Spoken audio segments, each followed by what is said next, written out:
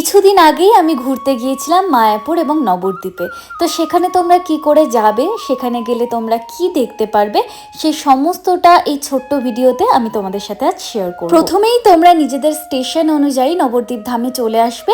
সেখানে আসলে তোমরা প্রচুর টোটো পাবে, যারা নিজেরাই গাইড করে তোমাদের নবদ্বীপের বিভিন্ন জায়গা ঘুরিয়ে দেখাবে। নবদ্বীপের সব থেকে সুন্দর একটা জিনিস যেটা হচ্ছে মহাপ্রভুর 60 ফিটের একটা মূর্তি। আমার ভিডিওতেই তোমরা দেখতে পারবে জায়গাটা কত সুন্দর করে সাজানো। তারপর মহাপ্রভুর চরণ দুখানি দেখে চলে গিয়েছিলাম পোড়ামাতলা, যেখানে মা ভবতারিণীকে দর্শন করতে গিয়েছিলাম। মায়ের এক আলাদাই রূপ সেখানে। তারপরে গিয়েছিলাম নিমাইয়ের জন্মস্থানে। এই যে জায়গাটা তোমরা দেখতে পাচ্ছ, এটাই হলো সেই জায়গাটা।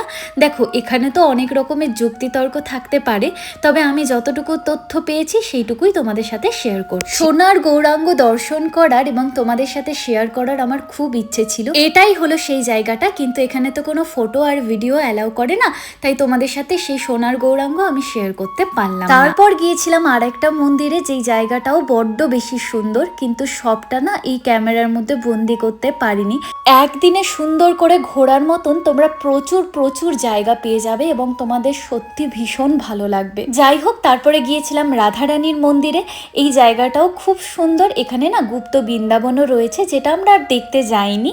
এখানে তো বিগ্রহের ছবি তুলতে দেয় না, তাও একটু জুম করে তোমাদেরকে দেখালাম। বসেছে বেশ কটা দোকানও।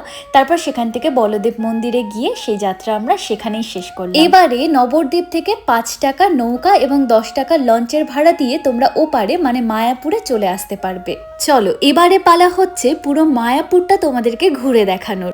এর আগে আমি অনেকবার মায়াপুরে এসেছি, কিন্তু বহু বছর পরে আবারও এলাম মায়াপুরে। তো আমি এই নতুন মন্দিরের সামনে দাঁড়িয়ে, যেটা এখনো শুরু হয়নি পূজাপাঠ, আমার খুব ইচ্ছে ছিল মায়াপুরের ভোগ প্রসাদটা খাওয়ার। তাই আমি প্রথমেই গিয়ে, আমরা যেহেতু একটু দেরিতে গিয়েছিলাম, তাই নামহট্ট ভবনের কুপনটাই বাকি ছিল, সেটা নিয়ে আমরা ঢুকে পড়েছিলাম নামহট্ট ভবনে। তোমরা চাইলে যে কোনো ভবনেরই প্রসাদ পেতে পারো, কিন্তু তার জন্য নির্দিষ্ট সময়ের মধ্যে যেতে হবে এবং সেখানকার কুপন কেটে তোমরা সেখানকার প্রসাদ খেতে পারো। এই যে দেখো, ভালো করে তোমাদেরকে নতুন মন্দিরটা দূর থেকে দেখা। সন্ধ্যাবেলা সন্ধ্যারতিটা আমি দেখব এবং সেটাই দেখার আমার খুব ইচ্ছে, কিন্তু সন্ধে হতে তো অনেকটাই দেরি। তাই ভাবলাম এই সম্পূর্ণ জায়গাটা ঘুরে দেখি এবং তোমাদের সাথেও শেয়ার করি যেখানে ঠিক কি আছে। সব থেকে ভালো লেগেছে জায়গাটা খুব পরিষ্কার পরিচ্ছন্ন এবং ফুলের গাছগুলো খুব সুন্দর করে পরিচর্যা করা। বসার জন্য অনেক জায়গা রয়েছে, একটা সুন্দর ফোয়ারা রয়েছে এবং তোমরা চাইলে তোমাদের ফোন এবং জুতো একটা জায়গায় জমাও রাখতে পারো। তো যারা দূর থেকে আসো তাদের কোনো প্রবলেম হবে না। তো সন্ধ্যারতি দেখে বাইরে গেলাম। বাইরে প্রচুর স্টল রয়েছে, সেখানেই কিছুটা দেখো তোমাদের সাথে শেয়ার করছি।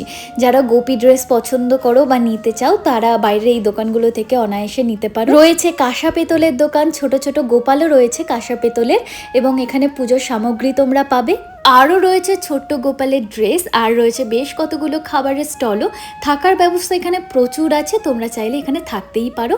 আমার ব্লগটা আমি এখানেই শেষ করলাম। তোমাদের ভালো লাগলো কিনা জানিও, ভালো লাগলে চ্যানেলটা সাবস্ক্রাইব করে দিও।